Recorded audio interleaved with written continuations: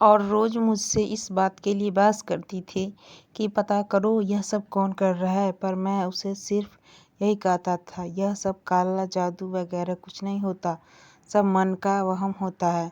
अगर ऐसा होना लगे तो हर कोई दुनिया में अपनी मुट्ठी में कर ले। जो ऐसा कर रहा है उसे करने दो, उसे अपने मन की तसल्ली मिलने दो। हमारा कुछ नहीं बिगड़ने वाला, होगा वही जो प्रभु चाहेंगे। लेकिन मेरी पत्नी को कितना भी समझा लो, वह इन सारी दुखियानुसी बातों को मानती थी। उसने जिद पकड़ ली कि वह अब तो उसे पता करना ही है कि यह सब कौन कर, नहीं तो हमारे घर में कुछ अनर्थ हो जाएगा। इस सब पर यकीन न होते हुए भी पत्नी की जिद के आगे मुझे झुकना पड़ा और मैंने अगले दिन अपने घर के हॉल के बाहर सीसीटीवी कैमरे इंस्टॉल करवा दिए। किसी पड़ोसी को खबर नहीं लगने दी कि हमने कैमरे लगवाए, ताकि दूध का दूध और पानी का पानी हो सके। अगले दिन सुबह फिर नींबू हमारे गेट पर था और हमने सीसीटीवी कैमरे की रिकॉर्डिंग देखी। देखकर हमारे होश उड़ गए, जो कि सड़क तक की रिकॉर्डिंग आराम से कर सकता था। हम दोनों भाइयों के बीच कभी कोई विवाद नहीं रहा था, किसी भी बात को लेकर। माता पिता के गुजरने के बाद सारी संपत्ति हम दोनों ने बराबर बराबर बांटी थी और आपस में प्यार मोहब्बत से रहते थे। आज दिल टूट सा गया था। मुझे कुछ भी समझ में नहीं आया। मेरी पत्नी को गुस्सा आ रहा था और वह अपने देवर देवरानी से लड़ने के लिए जाना चाह रही थी, लेकिन मैंने उससे बोला, तुम चुप रहो और अपना काम करो, मैं छोटे से बात करके देख लूँगा। पत्नी ने बोला, अब बात करने वाली कोई बात नहीं है, यह बहुत बड़ी बात है। सगा भाई होकर वह ऐसा कैसे कर सकता है। मैंने किस तरह से अपनी पत्नी को समझा बुझाकर उसे घर के कामों में व्यस्त कर दिया और अपने छोटे भाई के पास गया। भाई ने हमेशा की तरह बहुत प्यार से मुझसे बात की और अपनी पत्नी से मेरे लिए चाय बनाने को कहा। थोड़ी देर में चाय आ गई। मैं भाई से इधर उधर की बातें करने के बाद मुख्य मुद्दे पर आ गया और बोला कि मेरे घर के मुख्य द्वार पर रोज कोई सिंदूर लगा हुआ नींबू फेंक कर जा। मैंने आराम से बोला, यही जानने के लिए कल मैंने अपने घर में सीसीटीवी कैमरे इंस्टॉल करवाए थे। अब तो मेरे भाई के चेहरे का रंग उड़ गया था। उसे समझ में नहीं से साफ साफ बोला, देख भाई, मैंने इन सब बातों पर विश्वास तो बिल्कुल भी नहीं करता, लेकिन तुझे यह सब करता देख आज मेरा दिल में बहुत दर्द हुआ है।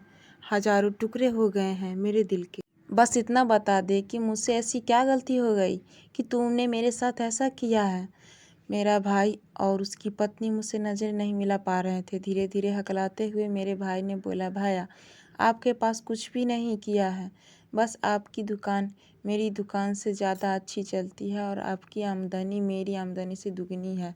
मैं भी चाहता था कि मेरी आमदनी बढ़ जाए। किसी ने मुझसे बताया कि अगर मैं नींबू में सिंदूर लगाकर आपके घर के सामने रख दूँगा और आपने अगर उसे छू लिया तो मैं उसके प्रभाव से आपका भाग्य मुझे मिल जाएगा और मेरी दुकान भी आपकी दुकान की तरह अच्छे चलने लगेगी। बस भाई, मैं यही चाहता था। मैं हैरान था अपने भाई की बातें सुनकर। मेरा भाग्य लेने के लिए मेरे भाई ने काली जादू का इस्तेमाल किया। फिर भी खुद को संभालते हुए मैंने अपने भाई से बोला, भाई, अगर यही बात थी तो एक बार मुझसे बोलकर तो देखा होता। मैं अब तो खुद अपने हाथों से इस नींबू को उठा लेता, तुझे यह सब करने की ज़रूरत ही नहीं पड़ती। कहकर मैंने अपने जेब में हाथ डाला और भाई ने आज सुबह जो नींबू में गेट पर फेंका था वह अपनी जेब से निकाल कर भाई के सामने अपना हाथ खोल दिया। भाई ने जैसे ही देखा कि मैंने वह नींबू अपने हाथों में पकड़ रखा है, वह हैरानी से मेरी ओर देखने। मैंने बोला, जब मुझे पता चला कि यह सब कुछ तूने किया है, मुझे लगा ज़रूर तुझे कुछ ज़रूरी होगी जिसकी वजह से तू यह सब कुछ कर रहा है, तो मुझे तो तेरे लिए इसे छूना ही होगा। इसलिए मैंने उसे उठाकर अपनी जेब में रख लिया ताकि तेरी जो भी इच्छा है वह पूरी हो जाए। भाई कभी उस नींबू को देख रहा था और कभी मेरा चेहरा देख रहा था। उसे यकीन नहीं हो रहा था कि मैं ऐसा कुछ कर सकता था।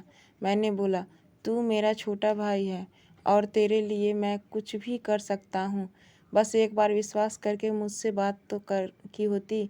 मैं उसी वक्त यह नींबू और सिंदूर लेकर उसे अपने जेब में रख लेता ताकि मेरा भाग्य तुझे मिल जाए। मेरा भाई शर्म से ज़मीन में गिरने को उसे कुछ भी समझ में नहीं आ रहा था और मैं अपने घर की ओर जा रहा था, यह बोलते हुए कि अगर फिर कभी किसी चीज़ की ज़रूरत हो या कोई भी जादू टोना करना हो जिससे तुम्हारा कुछ फ़ायदा हो, तुम सीधे सीधे मुझसे बात करना। वादा करता हूँ तुम्हारी पूरी मदद करूँगा। और मैं अपने घर की ओर जाने लगा, लेकिन पीछे से मेरे भाई ने मेरे पैर पकड़ लिए और रोने लगा। उसे अपनी गलती का एहसास हो गया था। वह बोल रहा था,